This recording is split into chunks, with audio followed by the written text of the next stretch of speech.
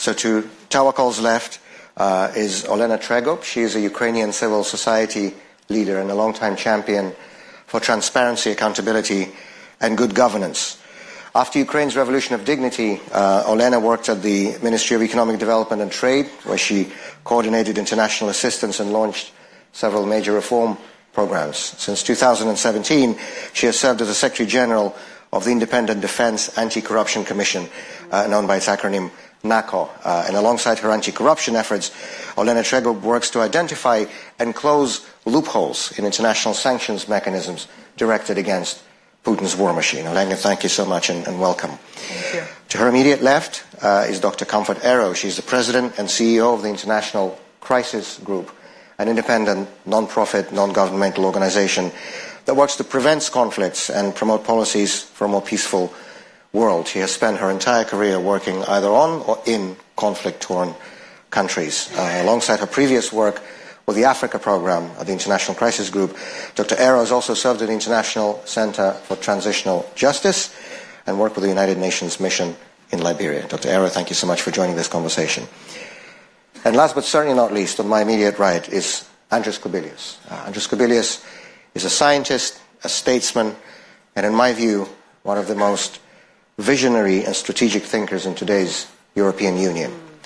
A co-founder of the Sąjūdis movement, the movement for Lithuanian independence from the Soviet Union, Andrius Kubilius twice served as Prime Minister of Lithuania and was a member of the European Parliament, where he was the standing rapporteur on Russia until last year. And since last year, Andrius Kubilius has been serving as the first ever European Commissioner for Defence and Space, perhaps the most important and the most challenging portfolio in today's Brussels. Andrius, thank you so much and welcome.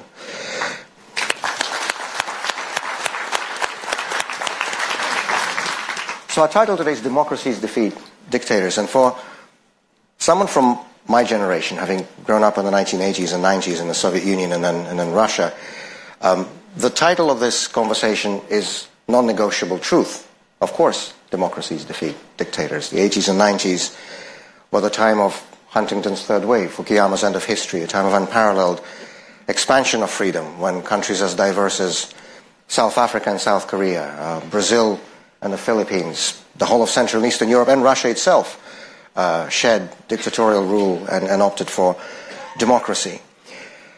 And I must confess that despite everything that's been happening in these last many years, I still believe that this maxim is true. It may take longer, it may take more effort, it may take more commitment, but I fundamentally believe that democracies still do defeat dictators. But when I put myself in the shoes of my children's generation, my oldest daughter is 19 years old, and I'm thinking that, people from that generation in Russia, they've spent their whole lives under the Putin dictatorship. They never knew any other reality. And if we look at what was happening globally, the story has also been far from glorious. Freedom House has now documented continuous decline in freedom around the world for 19 consecutive years. And in their estimates, the proportion of the world population that is living under unfree societies, 40%, is the highest it has been in 3 decades, since the mid-1990s. And we also see that dictatorships behave in an ever more brazen fashion in geopolitics and in international affairs, and that democracies do not really provide the pushback that we all hope they would. And this introductory video was just a perfect illustration of that, and we need not go any further for examples than to go to the news story that has dominated conversations at this forum, the Trump ultimatum to Ukraine, the so-called 28-point peace plan, which to me, frankly, reads more like Vladimir Putin's Christmas wish list. And so the first question I want to pose to our speakers, and I would like to go in the reverse order of presentation, so starting with Andrius. Do democracies still defeat dictators? And if the answer to that question is not certain, what do you believe the free world should do to make sure that democracy and democracies do in the end prevail? Andrius Kubilius. Well, thanks a lot, Vladimir, and pleasure to be here. Well, you presented me as a former scientist. It was so many years ago that, immediately I started to bring back my memories. And last year I understood some paradox in my life, that it was exactly what, it was possible to calculate, that I spent 34 years under, Soviet oppression and 34 years in Lithuanian democracy and European democracy. So I have, some kind of experience. And when I was looking at such a nice movie, it brought me again some of my memories from that, pre-democracy time at that time in Soviet Union, and how the change came. And the change came because at that time, the West has very strong leadership for democracy. First of all, President Ronald Reagan, Margaret Thatcher, and we can name and name and name, John Paul II, and the West had strategy. And that's what, in some way, at the moment, we're still missing. But since I came from physics, again, many years ago, I still have some kind of love to some kind of, try to find the law, regulation, and so on, what is behind the processes. And I was very much impressed by Samuel Huntington, third wave, where he explains that, democratization of the world in the 20th century was going in some kind of waves. The first wave was, back in 1920s, second one after Second World War, the third one was exactly 1980s, 1990s. And as former physicist, immediately I calculated that the distance in between of those waves is around 30 years. So we're coming to the, exactly to the fourth wave of democratization, if you look from that point of view. Now, more precisely, or more practically, if to speak, I see really, my now responsibilities and my wish is really to look into European continent and to raise some kind of, again, very simple but very big questions. Can we imagine that on the European continent we can live in, sustainable peace? Not only, with peace in Ukraine, but for the whole European continent.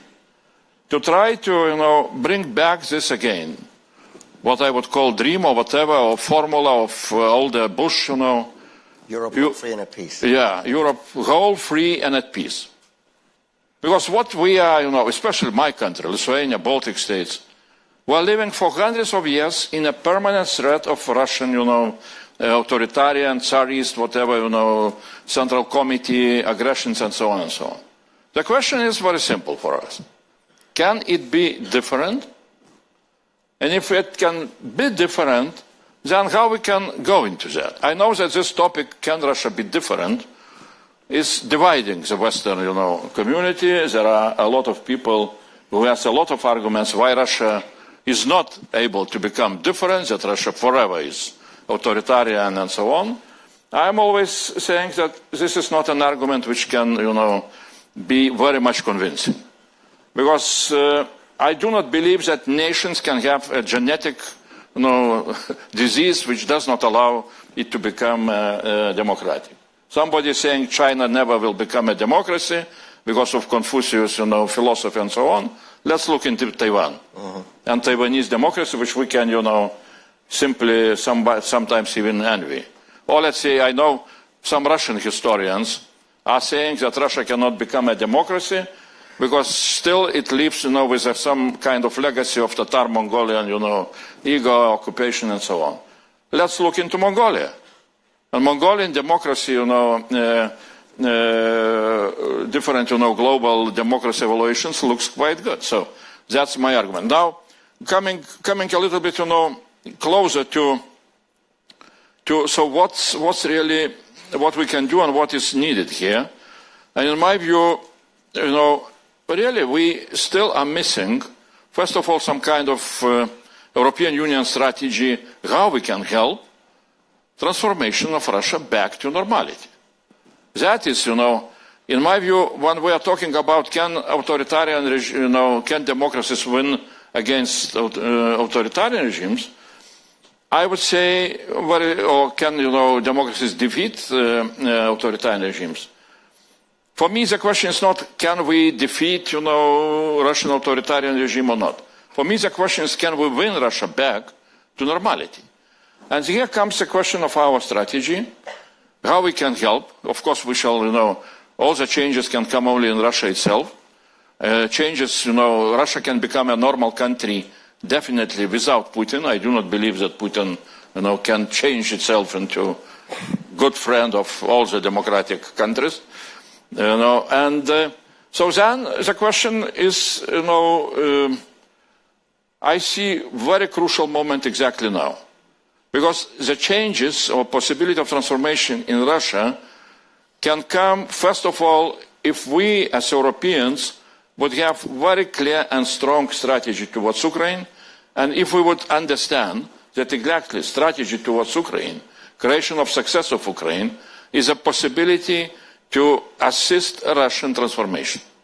So that is what is needed at the moment. That is why we need to see our support to Ukraine, which that Ukrainians deserve all our support. But we need to see also that this is a gate to something bigger, to possibility of strategic changes, geopolitical changes, tectonic changes in the whole European continent. And this is the way how we can get, possibilities to live in the European continent with a sustainable peace. Thank you so much. Thank you so much, Andrius. And I think it is an undeniable lesson from Russian history that internal repression and external aggression are always two sides of the same coin. And whenever the government in Russia is disregarding the rights and freedoms of its own people, it's not going to respect the borders of its neighbors. So I think that your message couldn't be clearer that, frankly, the only true guarantee of long-term peace and security in Europe is a democratic Russia. Dr. Confedero. Thank you, and thank you for this particular theme, but for the entire weekend. I just want to pick up and really thank you for your speech, because I want to flip and dismantle the title of the session, because as a conflict prevention organisation, we don't principally work on democracy, but it's one of the key indicators that we look at, and we have been facing this challenge for quite some time. But suddenly it's taken on a different meaning. Why? Because suddenly we find the West, which was the concluding part of your remarks, we find that the West itself is in crisis. A crisis about self-doubt, about its confidence, but a lot of the values that it has underpinned its own societies. And suddenly this big question about defeating dictators, dreamers, things that the rest of the world, quite frankly, has been battling with for a long time. So first, credit to the Halifax for putting, I would say, the West on a spotlight, because that is my big takeaway from this conference. It is about the challenge, whether it's existential or not, I don't know, but it really is also about Western version of democracy. I think we should be frank about also what we're talking about as well, and that's what you are going to. Because a lot of these issues that we're raising today didn't start on February 2022. Didn't start also with what was going on in Gaza. In fact, Gaza is a symptom of that as well.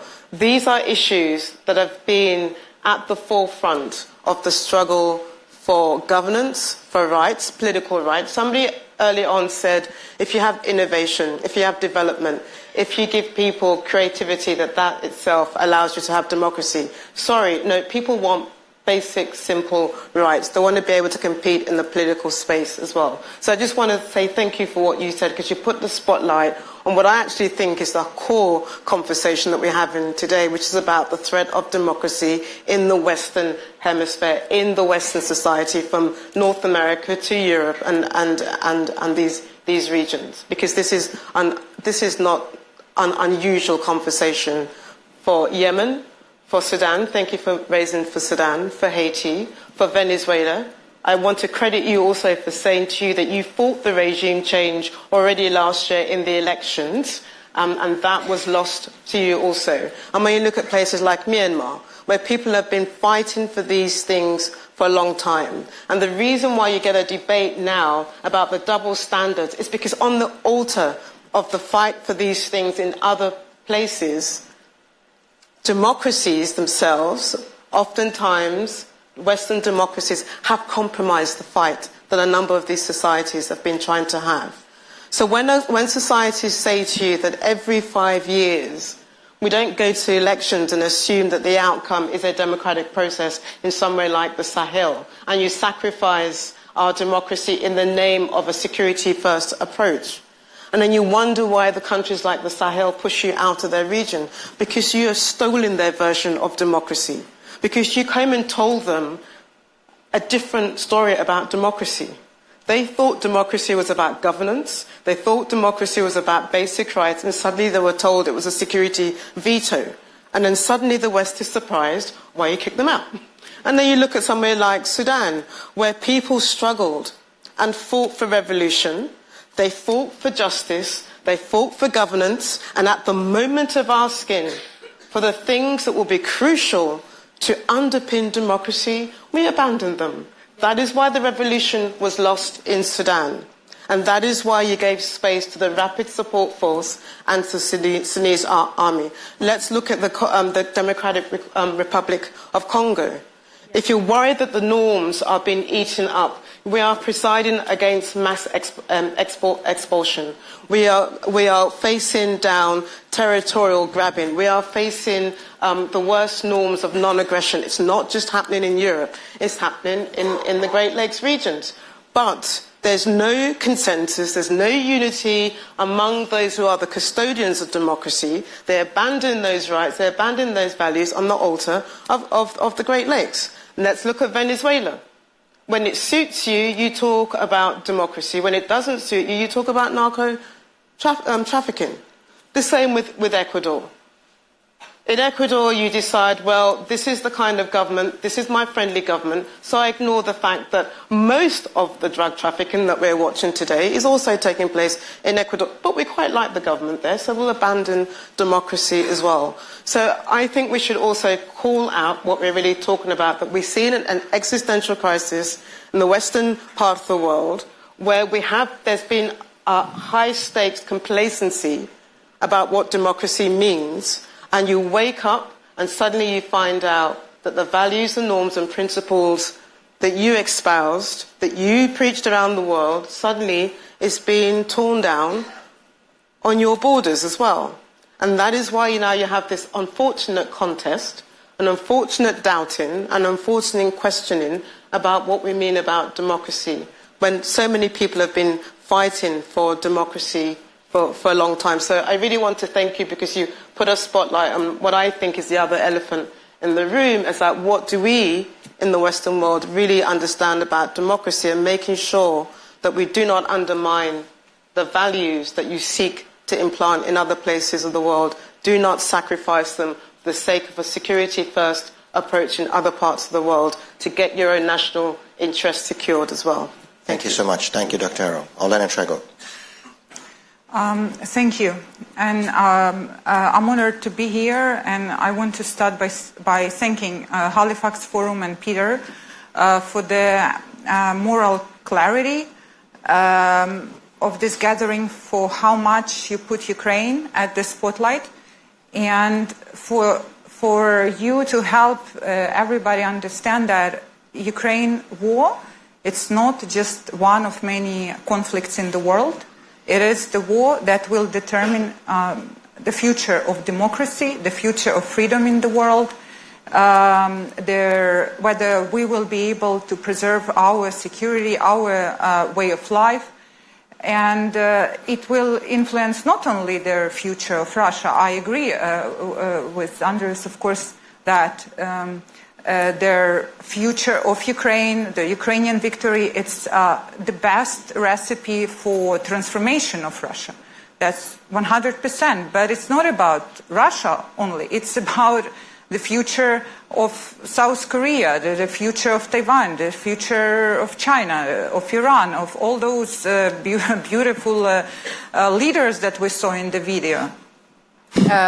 We in Ukraine now are at the forefront of this big fight between two models, dictatorship and freedom and democracy, and we essentially became the victim of Russian aggression just because Russia did not like that Ukrainians are democracy, Ukrainians are free people.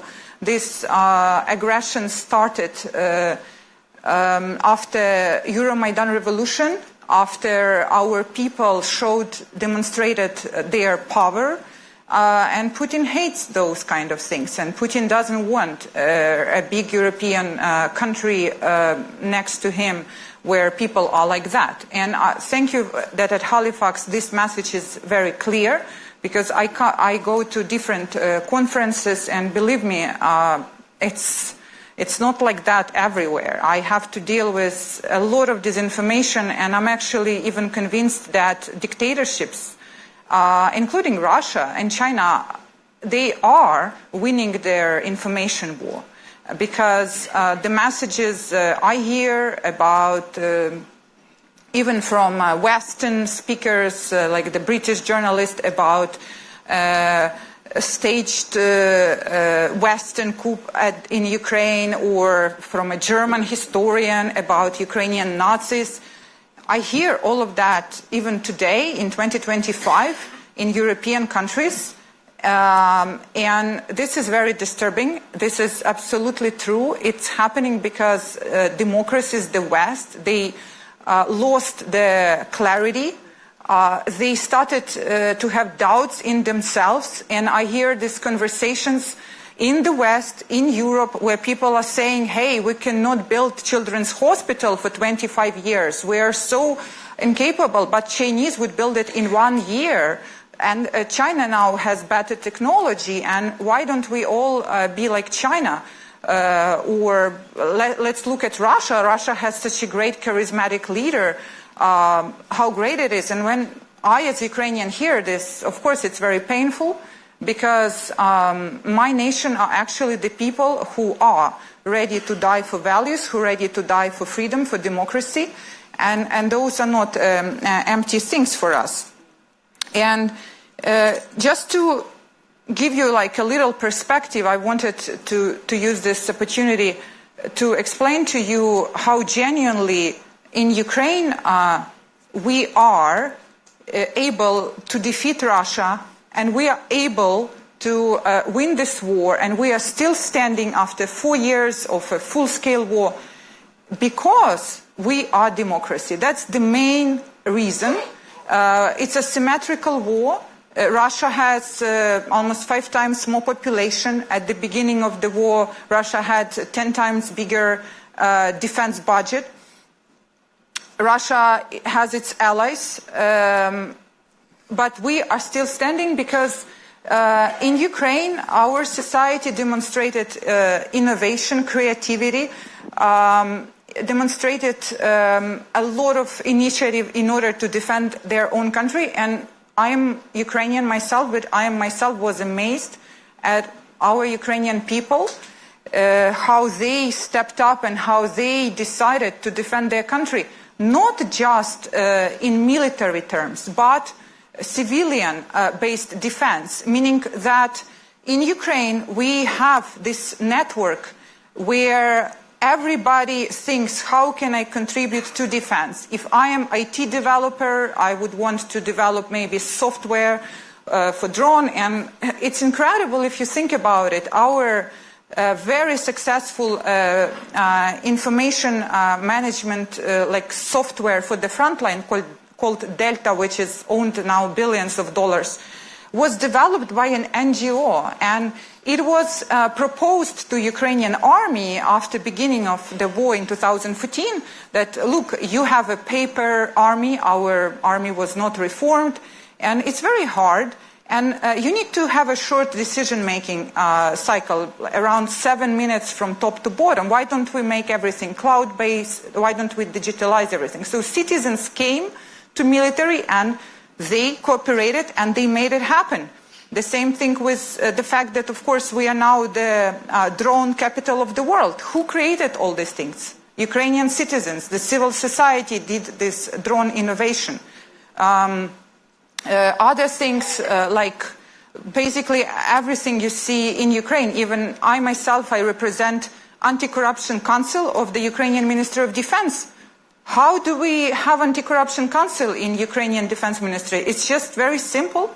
After we had a corruption scandal at the beginning of the full-scale war related to procurement of food, we came to the ministry and we said, Ukrainian society is not happy about what's going on. We would like to propose that you create an oversight body, you select 15 people from society and empower them to oversee some big procurements and give them access to information, because this is what society wants. And in Ukraine, usually officials say yes to these proposals. And that's incredible, because there are not so many countries in the world where state and society is that open to each other. And this is our secret weapon. And it's very sad that Russia and Putin, they don't understand the power of one single person, the power of society. Putin, why did he decide to attack Ukraine after he saw Euromaidan revolution? Why he did not understand that all those people on Maidan, they stood up against corruption, against Russia, because they wanted to be free, they wanted to be European. He decided, he did not believe that those are people. He decided that this is all somehow staged by his enemies, by the West and so on. Then he tried to invade Ukraine in 3 days, but then those same people who were standing on Maidan, they went to defend Ukraine. They prevented Russia from taking over. And this is very sad, that those dictatorships essentially, they don't believe in the power of each individual person. I think we should win this war. We should prove that every person matters and the freedom of individual matters. And actually, democracies are stronger than dictatorships because of that, because of all this creativity and innovation. And now, in particular, my organization, we are starting in detail how Russian war is sustained by cooperation with China, North Korea, Iran, how those countries are providing lifeline for Russia when it comes to Russian technology, Russian ammunition, Russian covering up internationally Russia, defending them from sanctions, from economic collapse. And what we see actually, that this war, it's not only about changing our world into a multipolar world, but it's about essentially building this authoritarian alliance. And we see it more and more, especially after 2022. And we will soon release our study where we analyze in detail about how they exchange intelligence, how they exchange technology, how they essentially work together to defeat democracy. And it's pretty scary, even though it's not an alliance where those are 4 countries that are really trusting each other, and it's not a multilateral alliance, it's more a patchwork of bilateral agreements and relationship. But the way they intensify this cooperation and the way they basically have this target to destroy and to undermine and to build the war machine, it's pretty scary. And I hope that we will become awakened by this here in the West, in Canada, in Europe, in US, because essentially I think everybody in this room doesn't want to be living in a dictatorship, and we still believe that democracy can be successful and a wonderful place and environment to live in, and we should be ready to defend it. Thank you. Thank you so much. Thank you very much. And I think it's a very important message that is Ukrainian democracy that Putin sees as the threat. You know, when Putin talks of Ukraine as a threat in his propaganda sort of sense, there's actually a grain of truth in that. Not, of course, in the sense that he means it, because yes, we know that the hot phase of the war began in February of 2014, but actually if we go back to the hybrid methods of the war the Putin regime led on Ukraine, it goes all the way back to 2004 in the presidential election when the Kremlin tried to push its puppet Yanukovych to power. And then after the success of the Orange Revolution with all the energy blackmail and the gas wars, this has been going on for more than 2 decades, because I absolutely agree the biggest threat that Putin sees is our closest neighbor becoming a successful democracy? Because it would only be a question of time when Russian citizens will start asking, well, why do our closest neighbors have all these rights and freedoms and we do not? So this is a central message, I think. It's not only the Ukrainian state, it's Ukrainian democracy that Putin finds so threatening to him and to his dictatorship. Chava Kolkraman.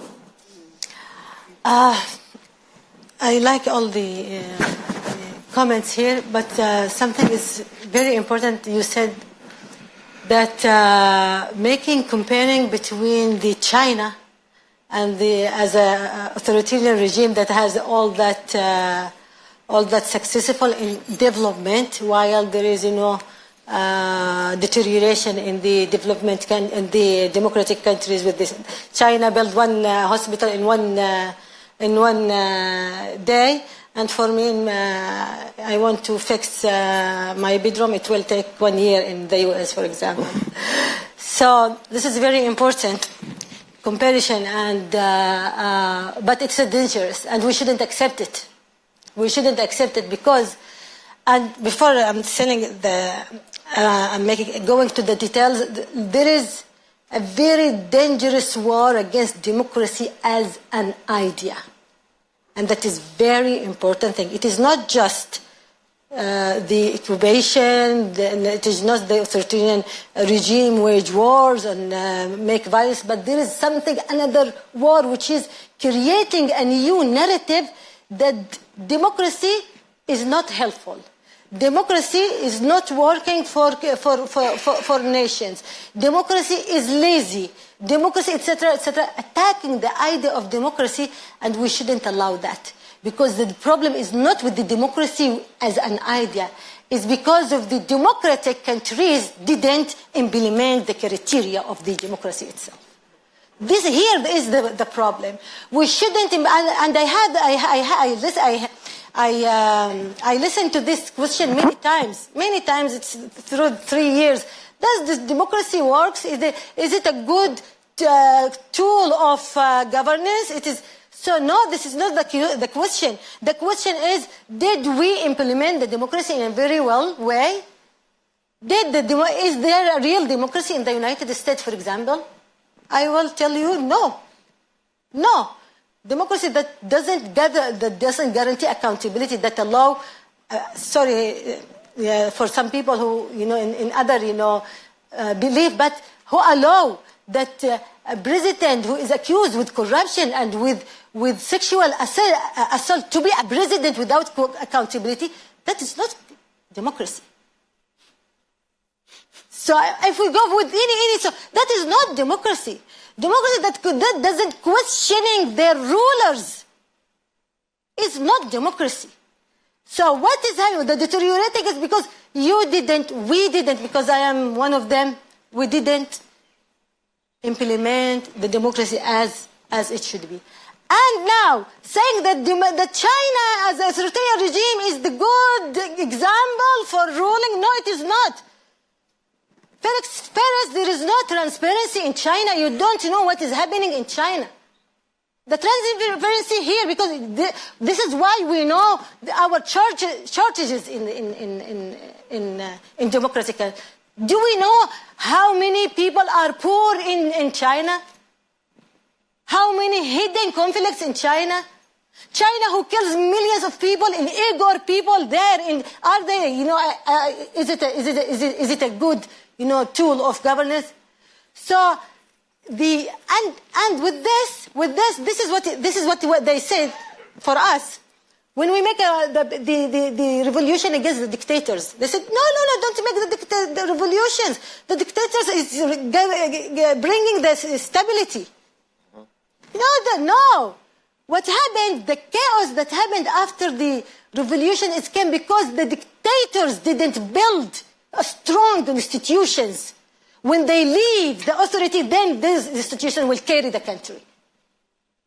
It's the tool, it's the producing by the authoritarian regimes that build everything to be just in their size. And when they leave, the country collapses. And this is what happened with Russia and with China. And don't we know that China, you have to be very strong. China is not a good model. It is not for stability because it's a fake stability. Any stability under dictatorship is fake. It's fake stability. And for us, when we make our, and this is a very important point for us, as I belong to Arab Spring, that we dare to challenge the dictators, went to the street peacefully with flowers, with dreams against the dictators, calling for freedom and democracy. And we won against those dictators, 8 dictators in the region through just 15 years. 8 dictators. We forced them to leave the power. And inside the transitional period, we made a great successful. 2 years, 3 years, 4. There was some small mistakes, but we did a great successful in the transitional period with democracy, with freedom of expression, with many things. But what happened after that? What happened after that is the counter-revolution. Counter-revolution that doesn't want democracy to prevail. Counter-revolution that toppled the democracy in Sudan. Counter-revolution that toppled democracy in Yemen, led by Saudi, Emirates, and Iran. And with the complicit of some of the Western countries. And they see to us that we don't deserve democracy. Those people doesn't deserve democracy. They let dictators rule them. Shut up. Shut up. Shut up. We deserve democracy, and we will gain our democracy, and we will serve the world with this democracy. And it is not for our sin, it's for all the humanity. Really, it's for humanity.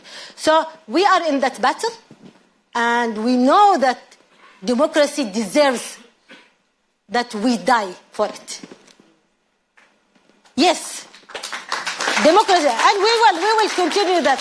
So no one tell us that China is a good model, that Putin is a good model, that even America is a good model. No. We have our own model for democracy. Full recipe. Full recipe. Accountability, transparency, rule of law, the independence of judiciary system, freedom of speech, women's rights, kids' rights, all this, and this is what we will do. Promise. And we have to be together to do that. You have to believe in yourself. And you have to believe in the people. Really believe in the people. The people who were very brave to step down Bashar al-Assad, to step down Muammar al-Qaddafi, to step down Ali Abdullah Saleh, to step down Hosni Mubarak, Ben Ali, who ruled Yemen, the region for decades. They are, and to step down Putin. I trust that Ukrainian people, you don't need even the American support. You will free your country. Don't give up and don't accept the Trump recipe for the peace. Thank you. You're welcome. Thank you so much. Thank you so much for this. And to the point that, this false argument about dictators offering stability, I think it's actually difficult to think of a more unstable system where everything depends on one person. As Mikhail Bulgakov wrote, the problem is not only that a human being is mortal, it is that he's mortal unexpectedly. And this is the most unstable system, I think, that we can find on the planet. We have a few minutes for questions from the audience. Please, when you ask a question, identify yourself. Please stand up. Please identify yourself and indicate whether your question is directed at the whole panel or at any particular panelist. Sir, we'll start with you, and there's a microphone there. Thank you. Rafael Rohozinski, SecDev. It's a security conference. One thing that struck me about the video, that not only were we talking about dictators, we were talking about nuclear dictators. I think that's something that really bears us to think about. Are there limits to the way that democracies can defeat nuclear dictators? In the sense that moral assuasion, I'm with you. Democracies offer a model that perhaps dictators don't. But at the end of the day, if we look at why Trump's 28 plan to Ukraine is being talked about and why Europe's plan probably never will, it's because the U.S. is a nuclear power. So I think that's a very logical question for the European Commissioner for Defense, Andrius. Well, I would not answer the question, will Europe have nuclear power or not? Because who knows?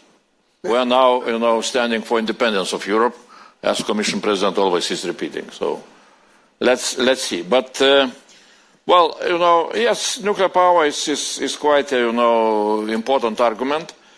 But nuclear power is important in some way when you are talking about relations or disputes among members, among different, countries. I don't know if nuclear power is very strong in defending dictators against their own people. And what, and when we are talking about democracy defeating dictators, I am not so sure that this is a very, how to say, precise formula. Dictators usually are, defeated by their own people. The question is, how can we help those people? How can we encourage those people?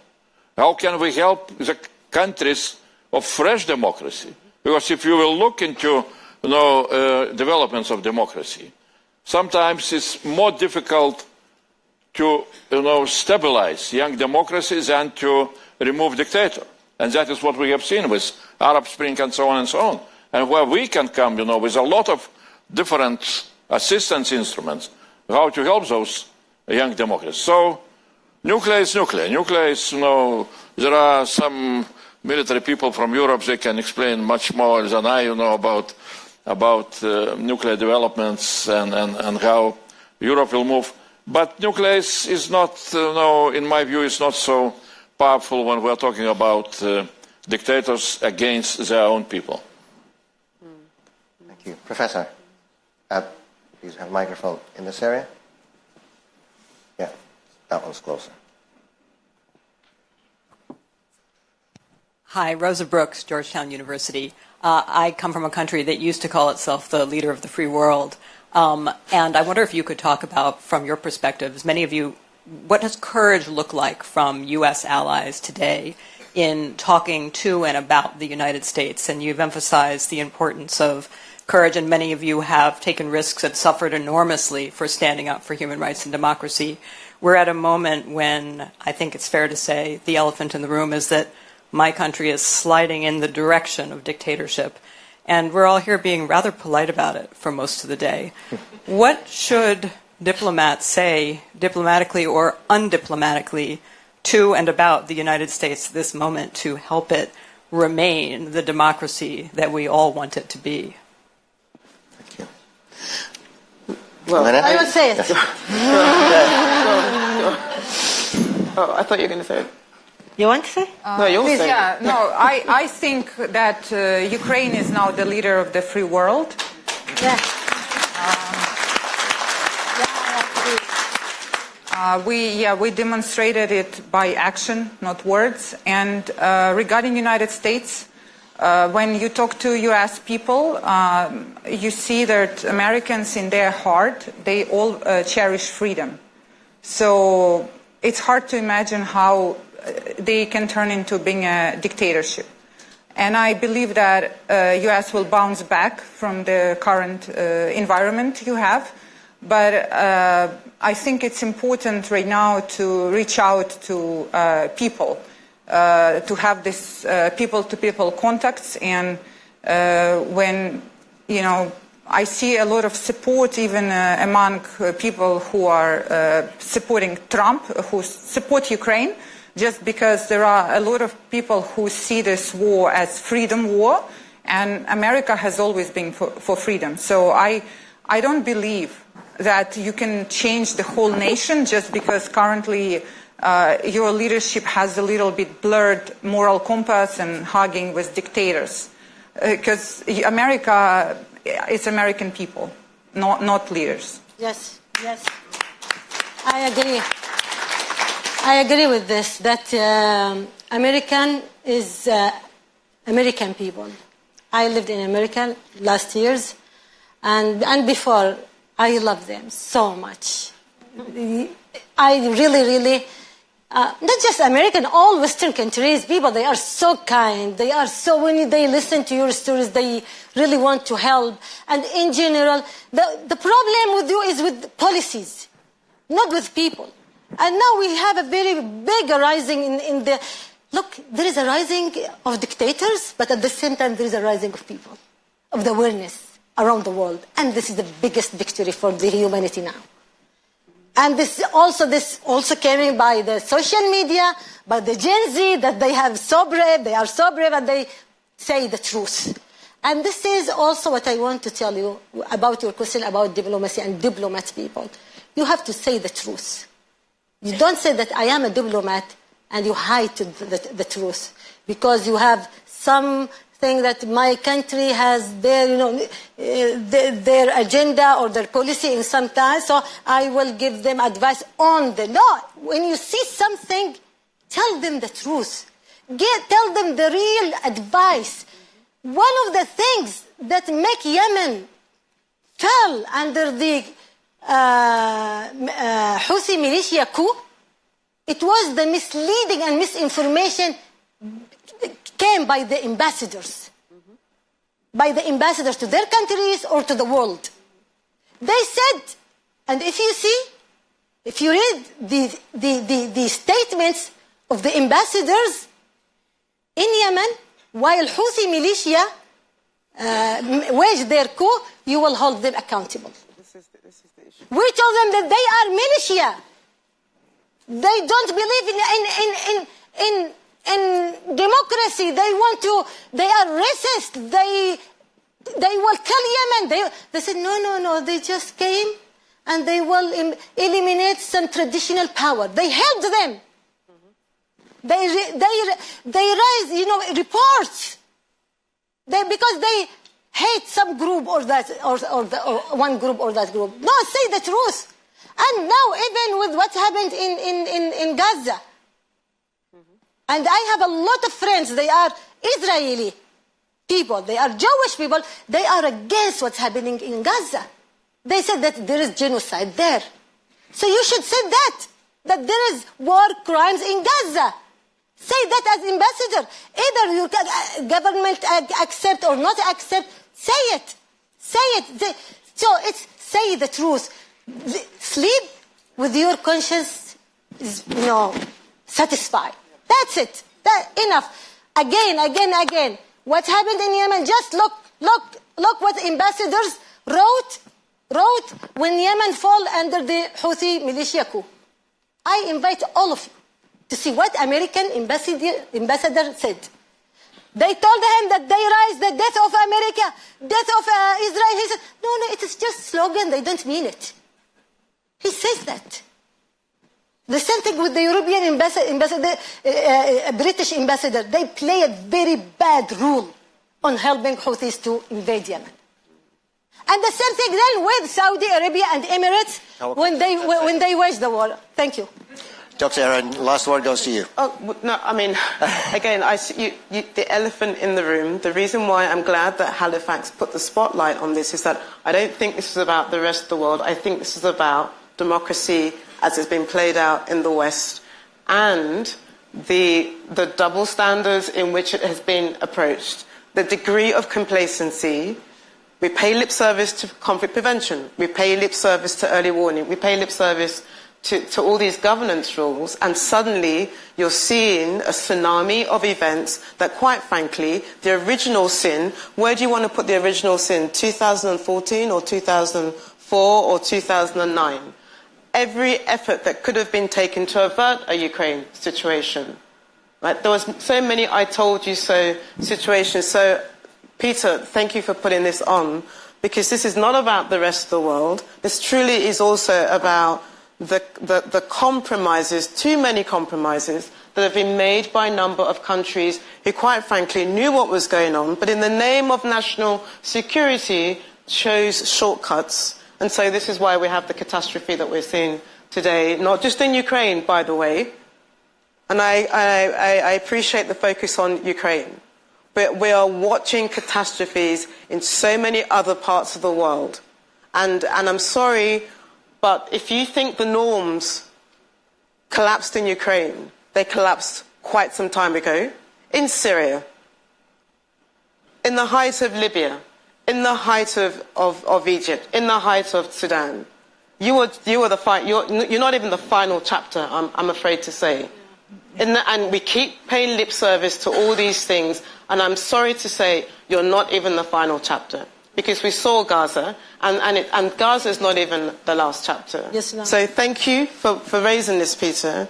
But we cannot afford to continue to be complacent, because we will be back here next year, and I will have a list of other countries for you to be concerned about. If you think the rules have been smashed, they were smashed a long time ago, before you got to the doorsteps of Ukraine. I'm afraid to have told you that. What I meant is that it got to a new level. What country before Ukraine was invaded and its territory was annexed last time before in history? First state-to-state territorialization in Europe since the Second World War, with Crimea in 2014, in 80 years. But even worse than that, do you know how many times we've said never again? Yeah. Yeah. Do you know how many times? I've lost count. Yeah, of course. Which is why I say, I'm sorry to say, you're not the last. Gaza will not be the last. You will sit here next time and we'll count the amount of times that everything is breaking up. But faith in people and everything that you said. We'll reconvene in this room at 5 o'clock for the Halifax chat with the former Prime Minister of Israel, the Honourable Ehud Barak. Meanwhile, please thank our speakers at this panel, and thank you so much for taking part.